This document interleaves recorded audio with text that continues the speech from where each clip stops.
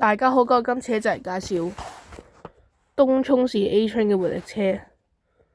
咁佢就係以呢個東涌做尾站嘅呢個第二架啦，成個系列嘅第二架。咁中英對照嘅殼啦，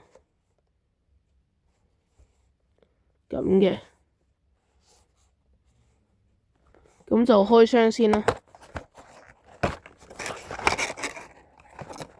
但係佢雖然係東涌，但係呢架車係冇目的地牌嘅，得個車序牌。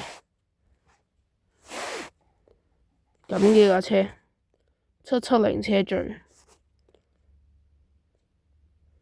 有灰色嘅 A Train， 但我覺得佢呢個樣唔似真車，真車個好似靚啲，呢樣嘢怪咯。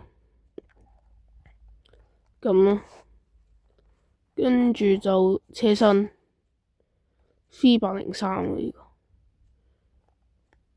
咪先？佢803呢個唔係應該香港方向車頭嘅，點解變咗黃東涌？即係諗出嚟嗰個人有冇做過 research 究竟？唔知你有記錯咗？咁算啦。回力車係咁，但係其實佢都係精美啲嘅，即係佢最前面道門係冇俾呢個紅色呢樣嘢遮住，但係佢缺點就係呢個門冇整闊啲，即係同其他嗰啲 A Train 嗰啲差唔一樣，闊少少。如果整闊多少少會好啲，我覺得。咁啦，有個集電弓嘅，跟住右邊車身都一樣。佢哋呢度會黑咗個門上面，因為你低少少咯，大佬。所以啲回力車冇得同模型比。咁啦，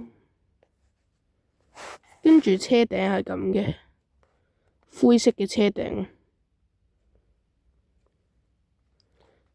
同埋佢呢度係有兩嚿黑色嘢喺度，佢係似 M Train 嗰啲 M Train K Train 呢啲舊車，即係見新嗰啲 Q Train 啊咁，係成嚿黑色喺度，即係話市區似嗰種咁咯。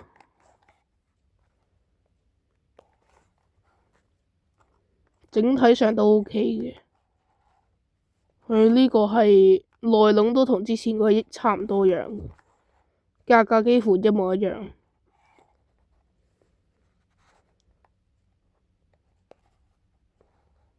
咁好，咁今次呢架車嘅介紹就係到呢度啦，下次再見啦，拜拜。